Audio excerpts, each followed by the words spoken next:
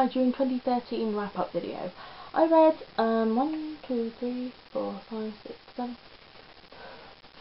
books in the month of June, and I think I did really well. And I'm going to do this video quite quickly because there's a lot to get through, so I'll just give a brief summary of what I thought of them, and you know the drill.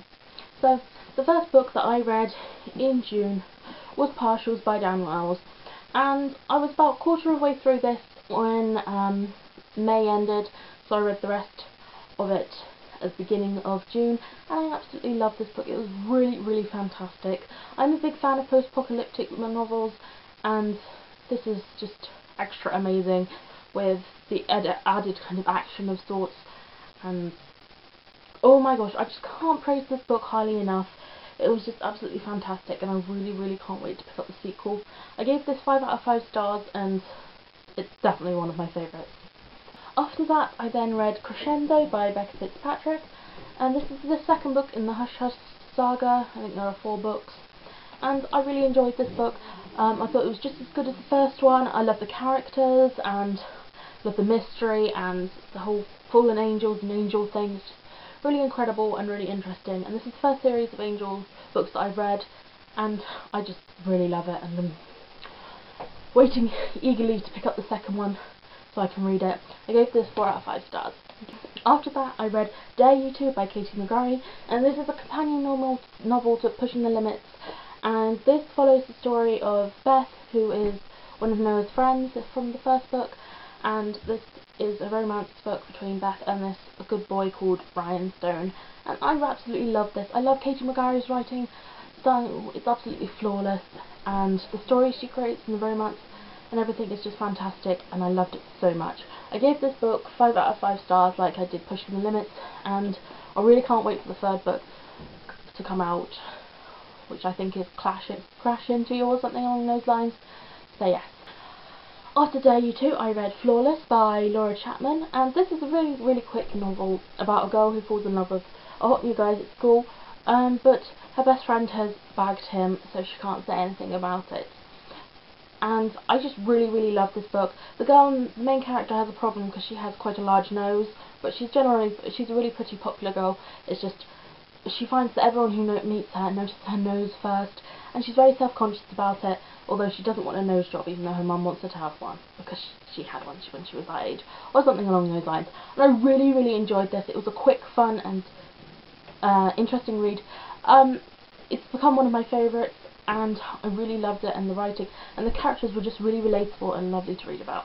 Then I read Never Have I Ever by Sarah Shepherd, and this is the second, I think, book in the Lion Game series, and I absolutely love The Lion Game, and I love this book as well. It's just a fantastic series.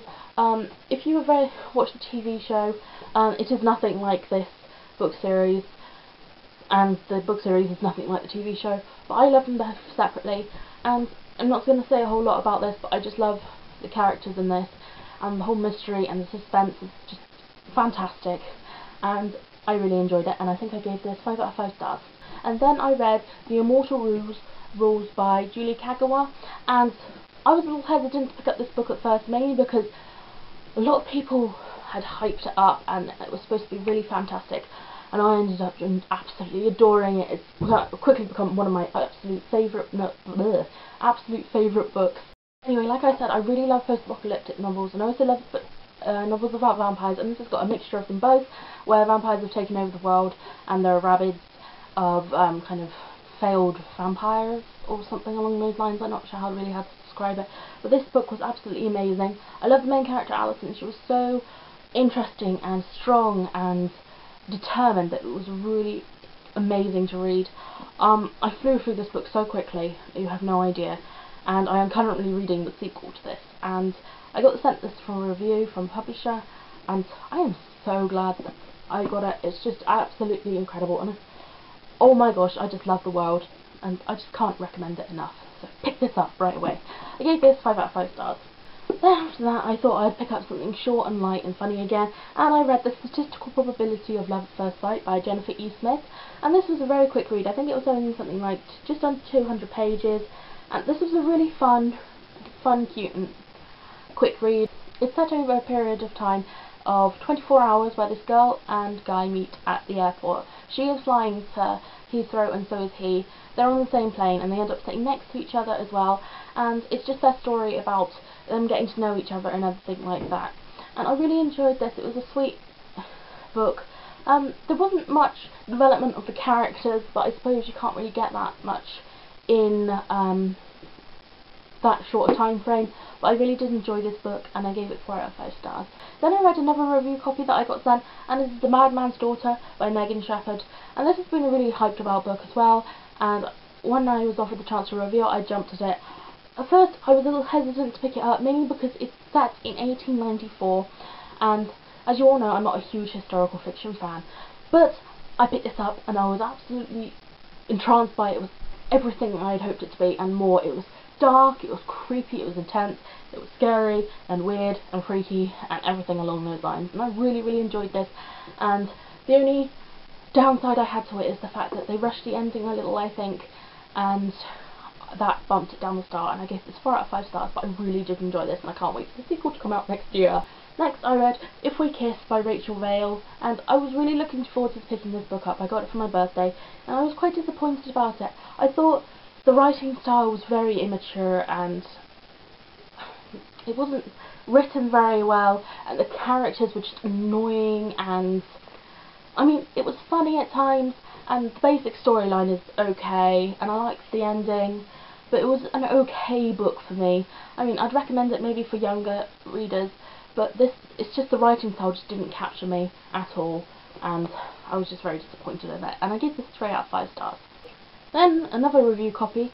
I did read a lot of review copies this week, and it was Professor Gargoyle by Charles Gilman, and this is the first book in the Tales of Lovecraft Middle School series, and I've heard so many great things about this, and when I was offered the chance I jumped at this one as well, and I really enjoyed this book. It's just under 200 pages and it's a really quick read, and it is a middle grade novel, and it has some wonderful illustrations throughout it.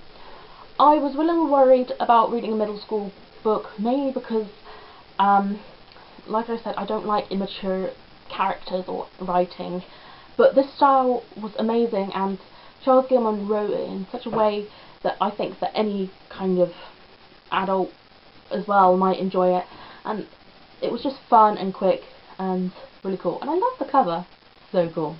I gave this 4 out of 5 stars. Then I read My Soul to Save by Rachel Vincent, and this is the second book in the Soul Screamer series. I really enjoyed this. I'm not going to say much because of it being the second book in the series. I gave this, I think, 5 out of 5 stars because I just loved My Soul to Take, which was the first one, and I love this one as well, and the characters are amazing, and the romance and everything just makes me go, ah. So I loved it, 5 out of 5 stars. And the last book that I only just managed to finish reading in June was Girls, Boys and Other Hazardous Materials by Rosalind Wiseman. I really, really enjoyed this book. The premise of it sounded really interesting, and I loved the characters. Everything about it was really great. It was a little hard to get used to the writing style at first, mainly because it was something different than I usually read to what I usually read, but I really did enjoy it. The characters were great. The plot line was really interesting, and I gave this 4 out of 5 stars. Crikey. Okay, so those are all the books that I read in June 2013. I did really well, if I do say so myself. I didn't realise how many books I'd read until I went to check how many I'd read. I hope you've all had a great month in reading like I have, and I'll see you in my next video. Happy reading. Bye!